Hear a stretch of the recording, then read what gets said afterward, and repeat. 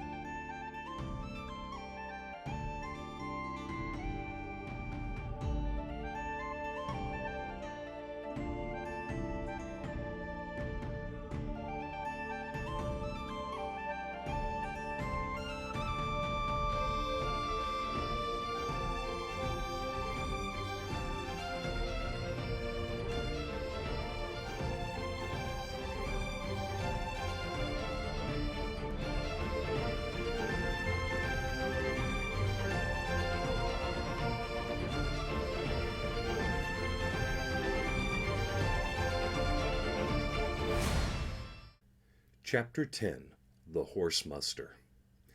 It can be very scary waking up in a strange place, especially in the middle of the night. Your eyes will barely open, and your brain imagines all sorts of crazy things.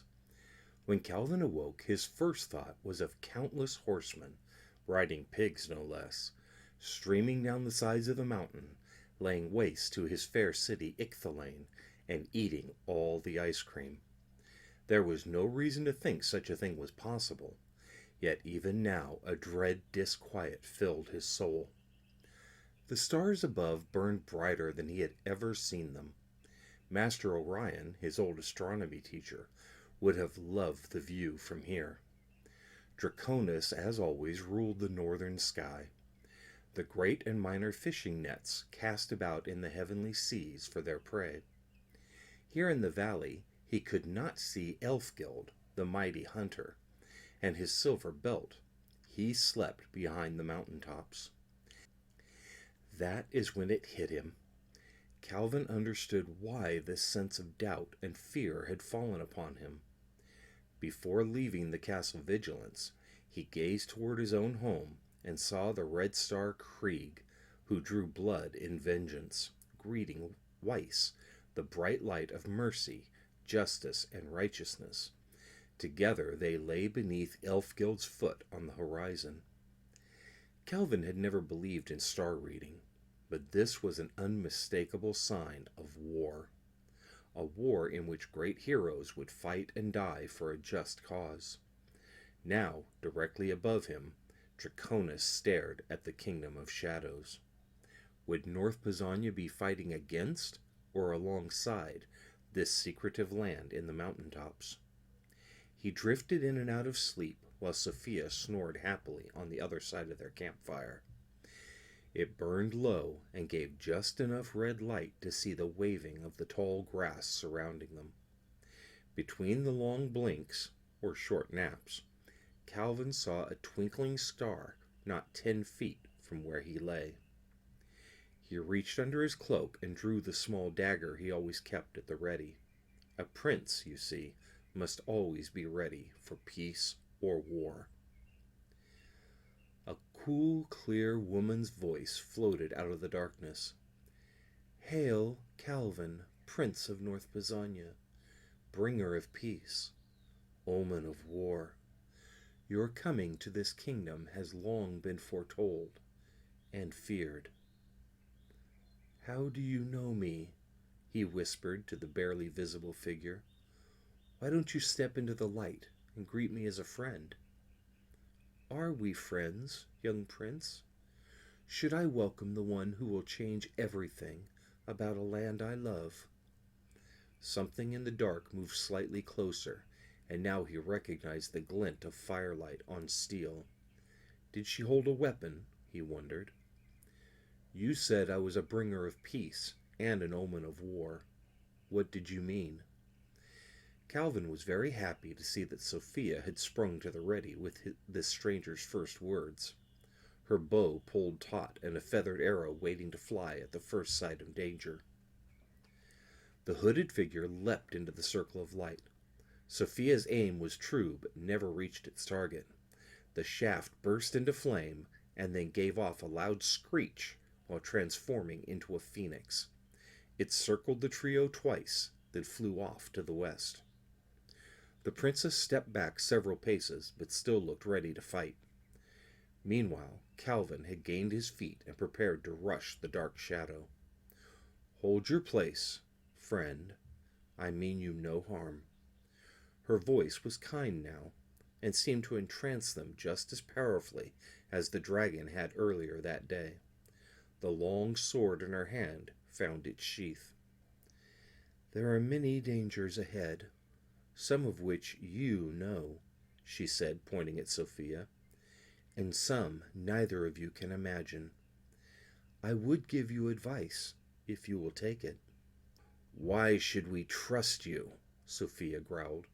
"You are obviously a witch, but I know every witch in this kingdom. You are a stranger here." "You do not know every magic user here, Sophia, your highness. There are 3 whom you fear, 1 who you love, and me. Perhaps someday you will grow to love me too." "Tell us your name, then," said Calvin, who was completely under the witch's spell. "You may call me Grace. That was my name long ago, when I was young, like you."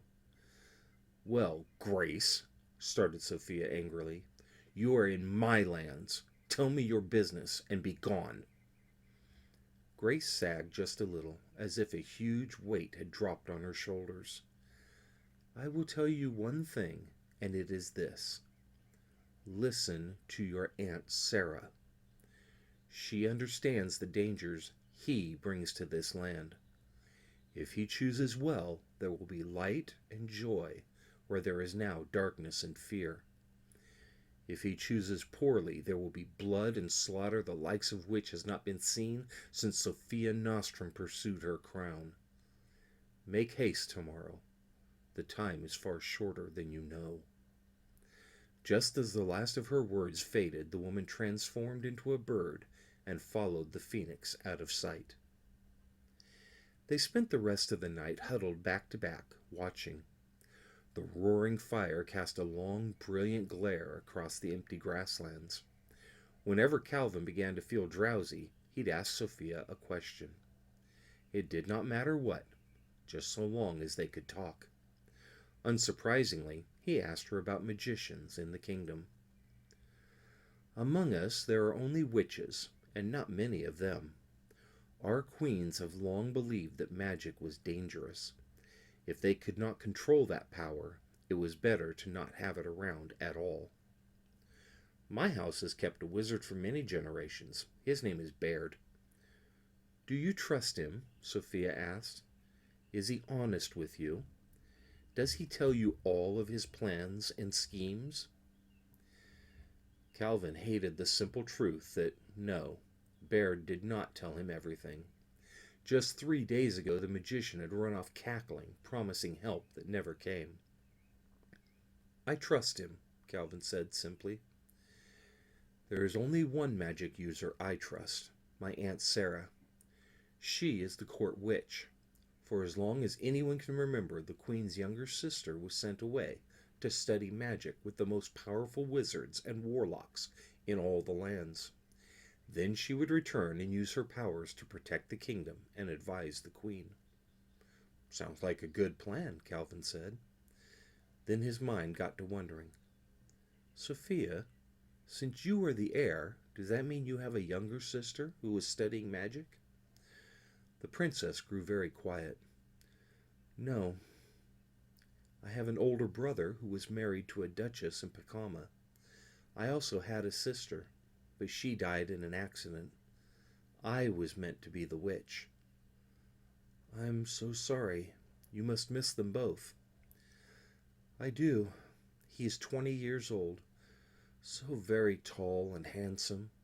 No one can ride a horse like Derek. And my dear Holly." She had not spoken of her sister for 10 years. No one dared. It was the kind of secret you only mentioned in whispers behind locked doors. Sophia never knew what happened, but was certain it was no accident. She turned a little sideways, rested her head on Calvin's shoulder, and closed her eyes to hide the tears. He wrapped an arm around her shoulder and was kind enough to pretend he did not see them. With that, they both faded slowly into a deep slumber. The sun had not risen very high when Sophia awoke. Calvin was nearby, scooping up cold water with his riding boot and pouring it over his head. He shook like a skinny bear to get the hair out of his eyes. She laughed as if the terror of the previous night never happened. "We will reach the castle around mid-afternoon. You could have waited to take a bath then." He turned with a grin. "Nothing makes for a better day than cold water on your face, wind in your hair, and a fast horse under your saddle." They gathered their rolls, carefully smothered the fire under dirt, then saddled the mounts and made off for the royal stalls. In the furthest distance Calvin could see a small dark speck rested on the horizon. Sophia turned Andy's head towards it, and off they rode at a generous gait. Along the way Calvin asked her many things, but stayed far from Holly and Derek. He was grateful there were no more tears. She entertained him with tales of shadow history, how Ugbert the Ugly tried to seize the throne, the war between Pisonia and the eastern invaders, in which shadow horsemen burst through the gates and broke their siege. She even spoke of the first shadow horses, which was one of their most sacred stories. Not many hours later, Calvin saw a cloud of dust rising to his right. Coming from behind a large copse of trees was a group of maybe 20 horses headed towards them. "Are there bandits in your land?" he asked. Not scared, just wary. Her answer was a high, rolling yodel that carried to the newcomers. They turned and made a line to intercept the pair. "Off!" she cried. The princess jumped from Andy's back into the waiting arms of a large, beefy man whose red face and jolly smile made you trust him instantly. "Sophia, my princess," he bellowed, "I am overjoyed to meet you here. Will you join us on parade?" She beamed. "We will ride with you for a while, my dear Ulf, if only to share in Celine's travel cakes. Where is your wife?" "She is not traveling to the muster this year. She wants to have the baby at home." "Baby!" screamed Sophia joyfully. "Another baby? You have 8 sons and 4 daughters already." Ulf simply smiled and shrugged. "I always wanted a large family," sighed the princess. She turned to Calvin. "What about you? Do you want lots of children?" Something about the joy in her eyes mixed with the hope in her voice to weave a magical spell of its own. For the first time Calvin realized just how beautiful she was. I've never really thought about it," he stammered. The palest shade of pink rose above his collar. "I suppose, yeah, I think I would like a lot." He glanced sideways at Ulf to add, "Though maybe not as many as you, sir." Ulf burst into a belly laugh that spread like wildfire among his group of servants. They all seemed to be honest, hard-working people. Calvin couldn't help but like them. Sophia rode at the head of their band with her old friend, which gave Calvin a chance to drop back and examine the small herd of horses. They seemed to all be of the same breed and coloring. Their soft tan and white hair grew longer than usual. It rippled in the wind like waves. Here and there he caught sight of sparkles falling like stars or kicked up from their fetlocks. The tiny speck Calvin had spied in the distance grew to become a mighty tower. Beneath it spread a herd of horses slightly larger than Ulf's. Sophia brought them to a halt in the tower's shadow so all could gather round. "Behold, the other 2 great families of the Northwest. Here is Berg and his twins, Berg's son and Berg's daughter." Sophia's pronouncement was greeted with waves and hugs. "And on this side is the Lady Hassenfeld. Hers are the fastest shadow horses ever bred. We are forced to change the race, just so others had a chance. A regal-looking woman of about 40 nodded. Her free-flowing blonde hair was snow rolling down a mountainside. She smiled gently, but with great pride. "We did win 12 years in a row, my princess." "Indeed." Turning to Calvin, she said, "My own Andromeda was born in her stables, the finest foal in 200 years." Sophia scratched Andy behind the ear and whispered to her. The mare nodded briskly and cantered over to neighbor. Graceful as a dancer, the princess swung her legs around and switched horses. Now she sat behind Calvin, while Andy made her way over to her friends and family among the Hassenfelds. Again Sophia whispered, but now only so that Calvin and the nearby Ulf could hear. "You must trust me and do all that I say, my friend. Pisania has long been our enemy, if not in arms, then at least in thought. Many crave war on your people over that long-ago insult, though there are some, like my dear Ulf, who would be friends." The large man nodded slightly and gave Calvin a knowing and serious look. She reached around his waist and continued in a low voice, "I will take neighbor's reins. It is not proper for one of the royal house to not control their own mount. It is a great honor to have one borrow your companion, and a sign of the greatest respect and trust to share. Be silent unless spoken to, and do not reveal your name or land unless I give you leave. Please do this for me."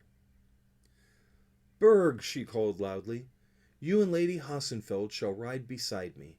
I would hear of the gifts you bring."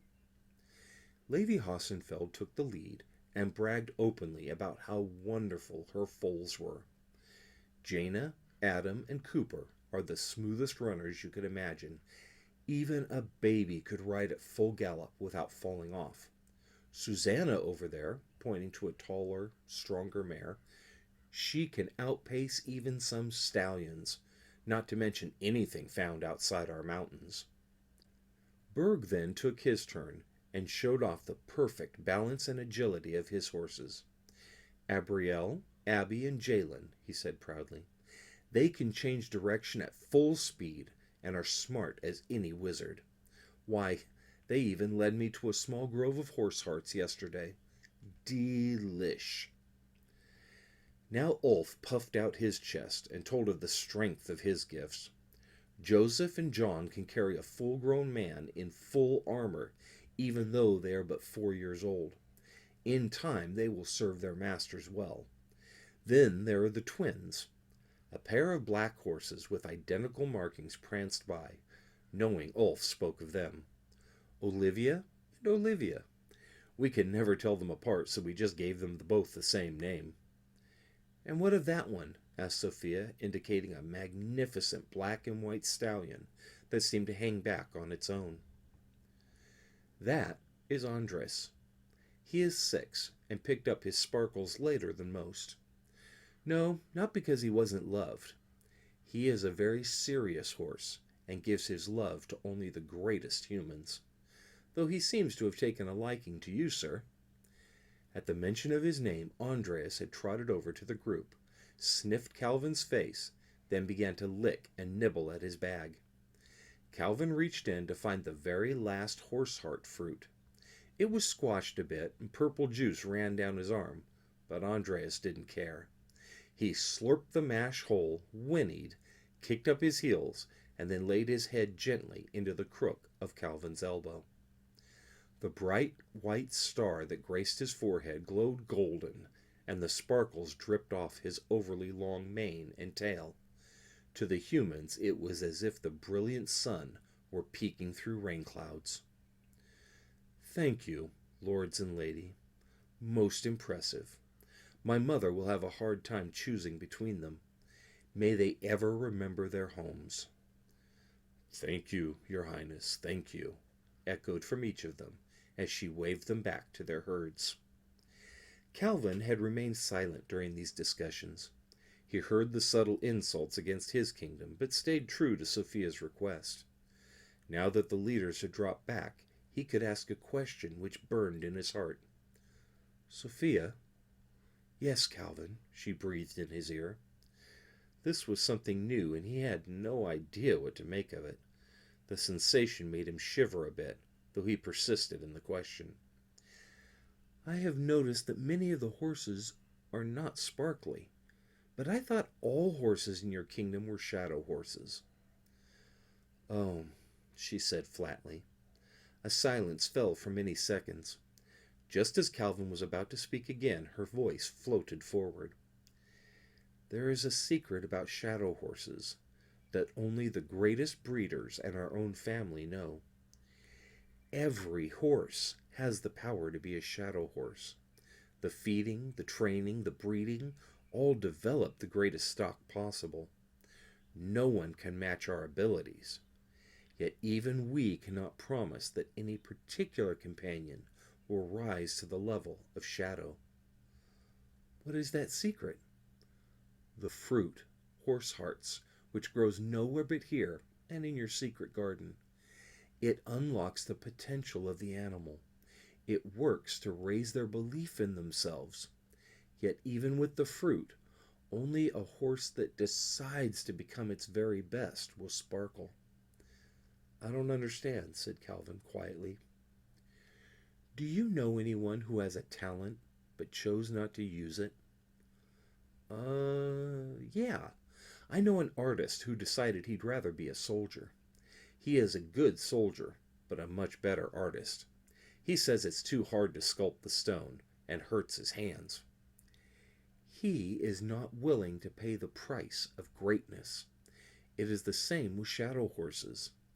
They can be the biggest or the fastest. They can be smarter than all others or strong as an ox. But if they are not willing to do their best, to work as hard as they can, then they will not transform into a shadow horse. That is why we call the fruit horse hearts. It shows if they have the heart to become their best. Yes, I remember when Neighbor first showed me his sparkles. I needed to travel very far, very fast.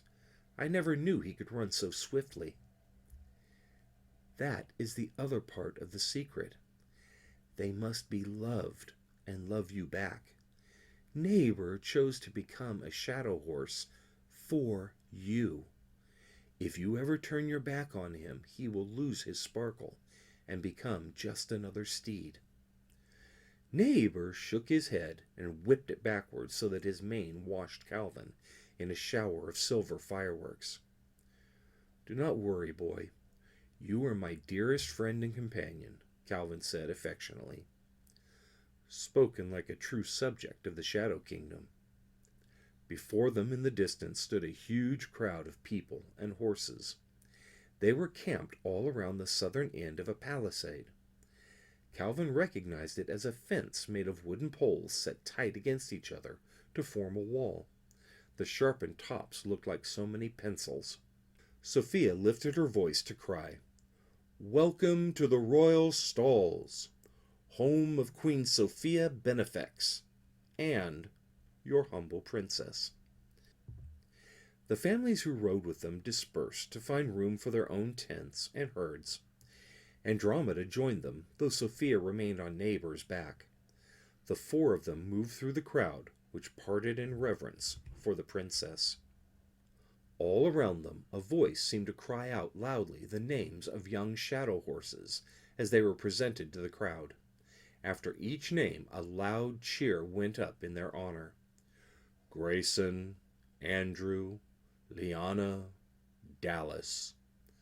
On flagpoles here and there flew the banners of families and regions. Each showed the wealth of their owners as gold and jewels were plentiful. Calvin saw finery to match that in any of the 7 kingdoms. He realized it was a common mistake to think of these people as ignorant horse breeders. David, Maya, Christopher, Leah, Hope, Cameron. Drawing close to the palisade, he saw the quality of workmanship was equal, if not better, than at Icthalane itself. Never had the North Pizonian builders been able to work wood as beautifully as stone. Above the gates flew two massive flags, bearing the image of a charging horse and rider. Fire flew from his hooves, and shining dust from his mane. Under the pair were the words, Fatis ad ultima regula. Calvin tensed as if under attack. Sophia felt his anxiety and asked, "What is wrong?" "That motto. Do you know what it means?" Calvin asked. "No. It has been our royal standard since Sophia Nostrum, our first queen." "It is in the ancient tongue of my people. It means fated for ultimate rule." Her answer, if she gave one, was lost in the roar of the cheering crowds. Chapter 11. Fare thee well. A pair of shadow guardsmen valiantly controlled the entrance into the royal stalls. The press of commoners moved in and out like a wave, each person trying to get a glimpse of their queen. As Sophia approached, a sense of joy at being home mixed with fear and foreboding. She had brought a foreign prince to their capital. No telling what would happen if her mother were displeased with him. "Halt! Proclaim yourself!" ordered the younger guard. Sophia looked down on him, blinked twice, and then turned to the crowd. "Who am I?" she cried. "Sophia! Sophia!" came the reply in 10,000 voices. "My apologies, Your Highness.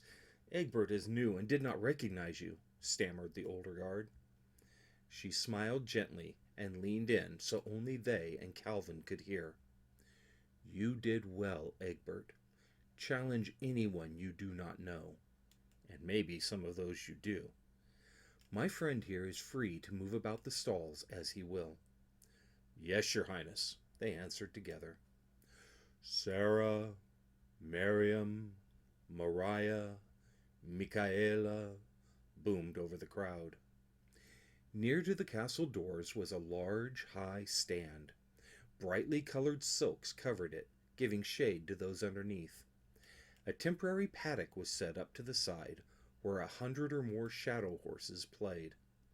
A long line of foals, mares, and young stallions moved slowly from the front gate toward the silk tent.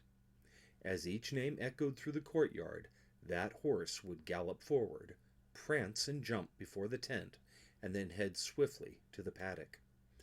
Miriam, Schuyler, Damien, Jasleen, Elizabeth, Zaylee. The crowd outside was not so loud now, but still, each name raised a cheer. Once again Sophia whispered in Calvin's ear. He liked it better this time. "Remember your promise. You must not lie.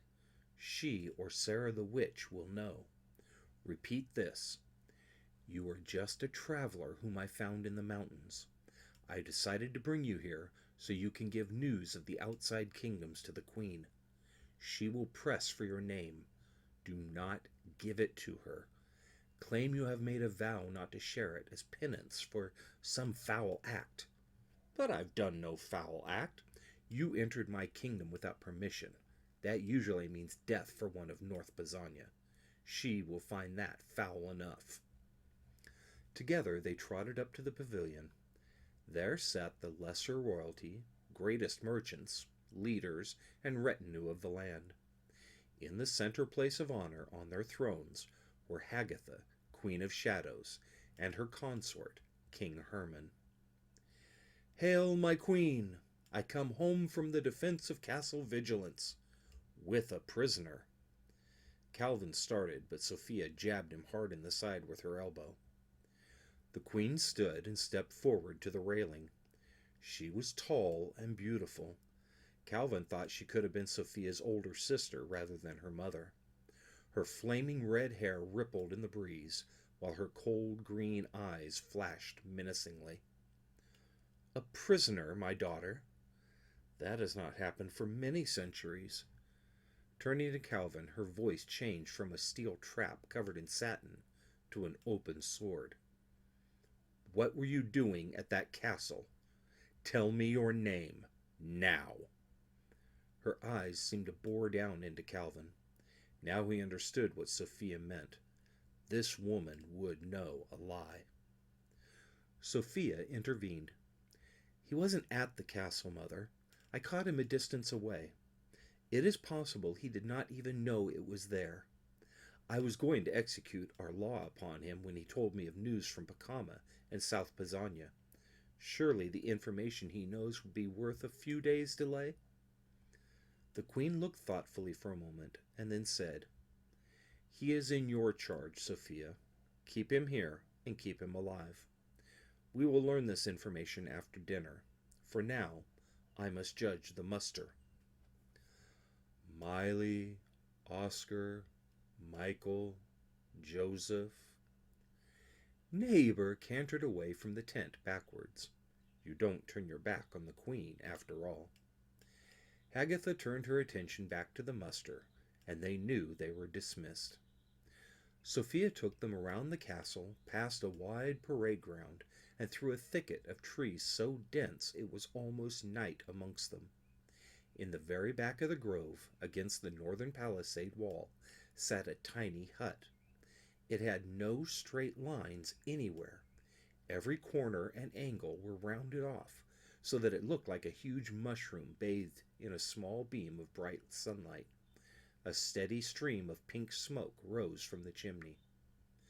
Sophia slid from Neighbor's back at the door and banged heavily. "Sarah! Sarah! It's me! Open the door!" From the trees behind them strode a woman. She was not much taller than Sophia, with straight black hair worn down on her shoulders. A crescent of white flowers sat on her head, matching the white dress she wore loosely. There were ruffles and frills, but not like a party dress. In her hands was a woven reed basket filled with many different herbs and roots. Frankly, Calvin thought she looked more like a princess than Sophia did, in her travel-stained cloak and riding breeches. "Abigail, Cruz, Jackson, Adrian," came the soft voice again. "Sarah!" cried the girl. She ran up to the newcomer and fell into a hug. "I'm so glad to see you back safe, my sweet," said Sarah in a tone as soft as Agatha's, but loving, whereas the queen was full of suspicion. "I have so much to tell you," chirped Sophia excitedly, and then did something Calvin could not imagine possible. She giggled. Just like a small girl fresh from the nursery, she actually giggled. Even more shocking was, Sarah giggled back as they took hands and skipped into the small hut. Isaiah, Crystal, Mohammed, Levi floated quietly in the air. Then Calvin was alone. He looked at the trees, at the little hut. He even looked at the heavy, dark soil. He was about to sit down when Sarah poked her head out of the door. "I am so sorry. Forgive me and come inside. We were just sitting down to midday sup. I hope you will join us." Her gentleness weaved a spell about him. His stomach gave first a lurch, then a massive gurgle. He was starving. First one step, then another, he moved toward the hut. Then Donovan's voice rang in his head. "Do you know this person? Are you really going to eat at her table?" Calvin stopped very still. He shook his head, trying to clear the cobwebs from his mind. Sarah smiled even more sweetly. "Don't worry, my friend. Donovan does not know you are with me. It is okay. Calvin, Prince of North Pazania." During their delicious meal of stewed roots and plain brown bread, Calvin learned some amazing things. Sarah was the queen's sister and served as her royal witch. It was foretold that Sarah would play a part in saving the Shadow Kingdom from certain doom. At 10, she was sent to a land far away. After many years, a truly bizarre wizard named Jareth enticed her into an adventure. Challenging him taught her many things about magic, both the good and the bad. When she returned to the kingdom of shadows, all the greatest magicians came to teach her. Now only a small number could match her wisdom and power. Likewise, Sarah was astounded to learn that Baird was still alive. He was one of her teachers, and they became close friends. "How did you know my name?" Calvin finally asked her. Sarah stood and turned away toward a large cabinet on the wall. "You were wise to keep it secret, Sophia. The Queen would not have been pleased to know Kent's son was here," she said without looking at them. "Mind your promise, Calvin. That is the only thing keeping you safe." "But," he tried to continue, "no, there is no more time. I believe the muster has finished. Hagatha will be wondering where you have gone. It is never wise to raise her suspicion. Off now, both of you. We will talk again soon." She brushed them out the door and back onto the path to the castle. Time seemed to have passed quicker inside the hut than outside. Though they only stayed with Sarah for near an hour, the sun had progressed nearly to the horizon. A soft red golden glow filled the sky and glinted off the precious stones decorating the castle. On the wide parade grounds they saw a lone figure moving aimlessly. At first Calvin assumed it to be some soldier practicing his rounds.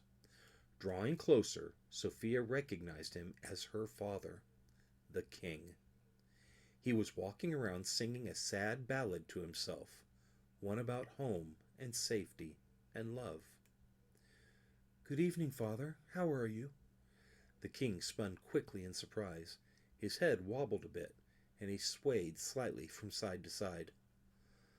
"Oh, sweet girl, it is wonderful to see you alone." "Good evening, your majesty," Calvin ventured.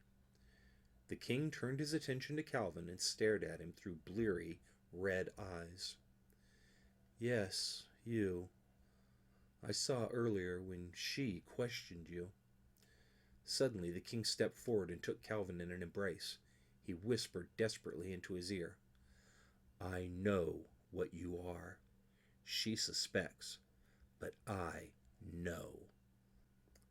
"What is that, your majesty?" Calvin wondered if he were sick or insane. "A prince will always recognize another. I am of South Pisonia. You are a Pisonian. Be wary, young prince. Shadow queens are not to be trifled with. It is a hard life being king of shadows. You must be sure this is a path you are strong enough to take." He then blinked a few times, turned around, and wandered away, singing again as if the young royals were not there. Tears were in Sophia's eyes as she watched her father.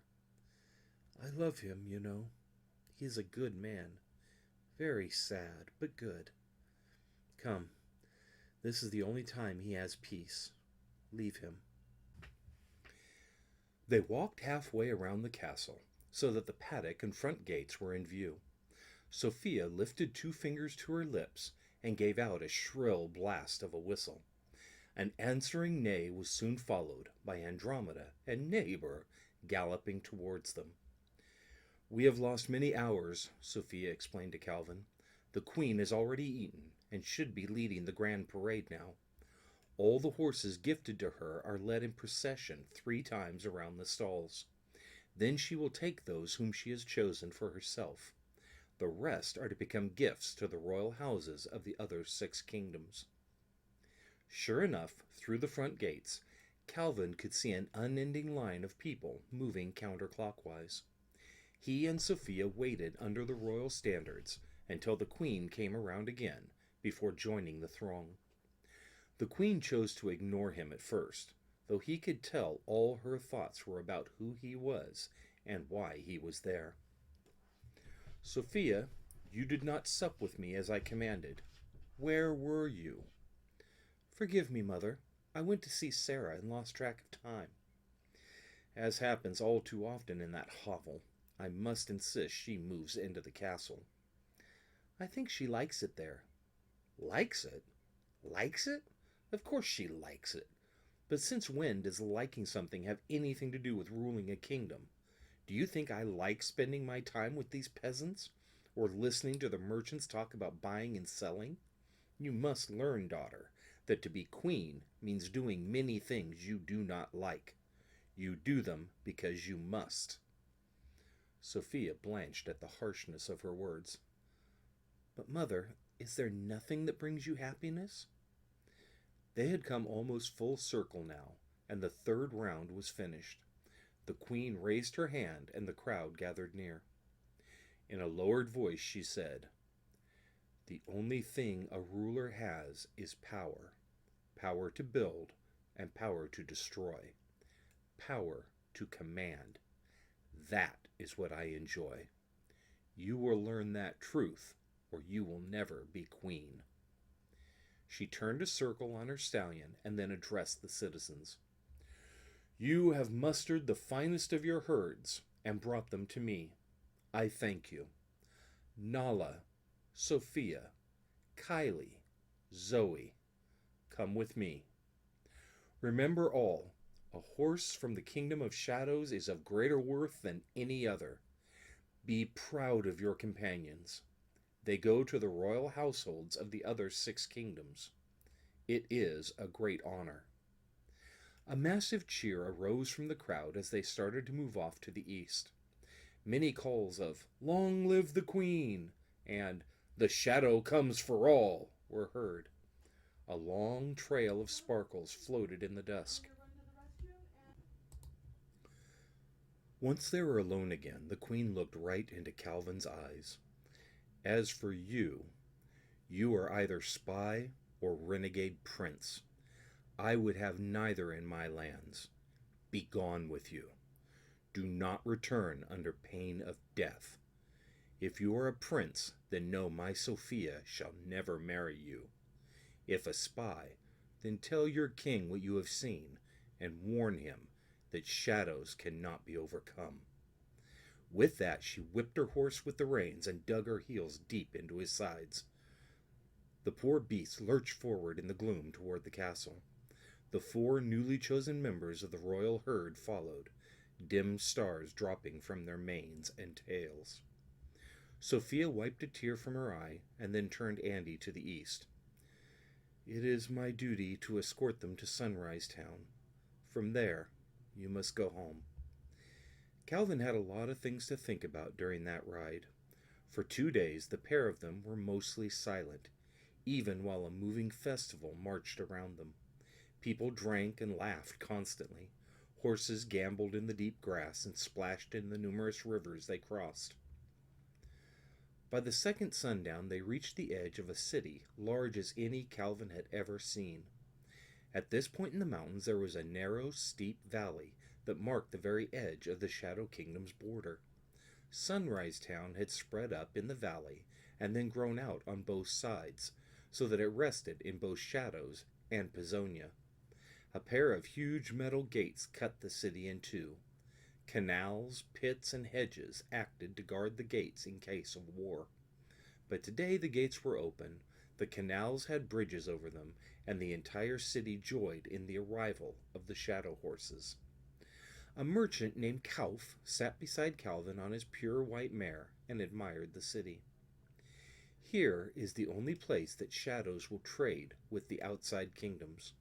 All of our goods are sold here, and we buy all we need. You can find anything here." Kauf nodded to Calvin, then gave Sophia a sly wink.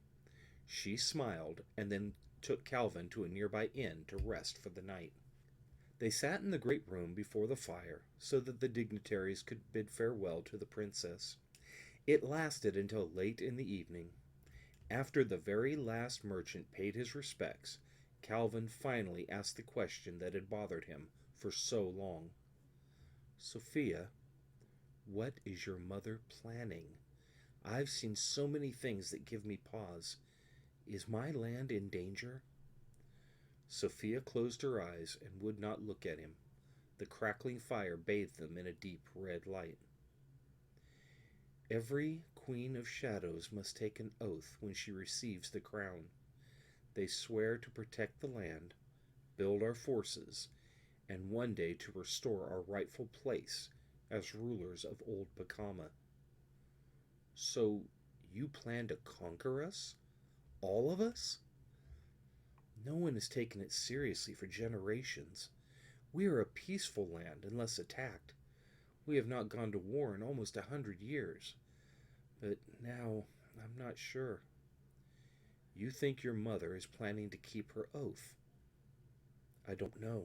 I just don't know. Sophia, I must leave tomorrow. It is time for me to go home. But one day I will come back. Learn what you can of your mother's plans. Together we will find the truth of it. You don't blame me? Sophia asked quietly. How could I? You've only tried to kill me once. He smiled at her sweetly.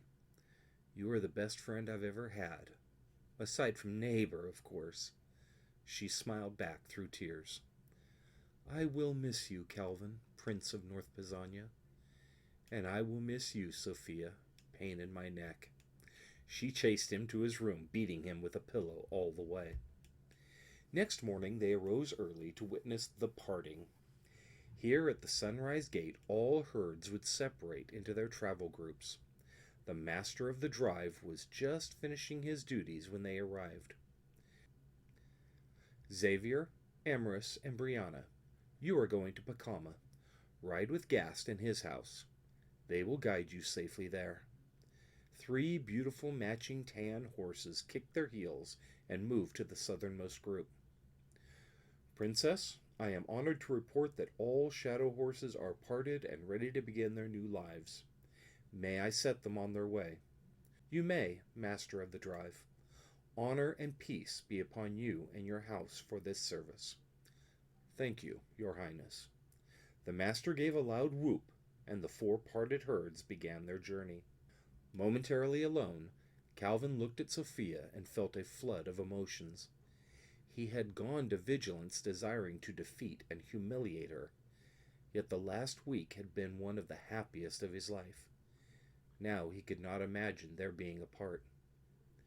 Sophia sensed his loss for words and did the only thing that could express how she felt. Be safe, my friend. Come back to me soon, she said quietly, and then threw herself into his arms. They hugged deeply for hours, or maybe just a few seconds. It did not matter. They finally understood each other, and they were happy. Calvin stepped back, gave her his best smile, mounted Neighbor, and turned northward. He set off at a quick gallop, not able to look back. Just before leaving the city, Calvin noticed something odd. A very short, fat man was leading a horse down the path toward the countless mines in the encircling mountains. It was not unusual for small horses, ponies, and mules to work there, but this one was large, strong, and familiar, particularly the white star that graced his black forehead.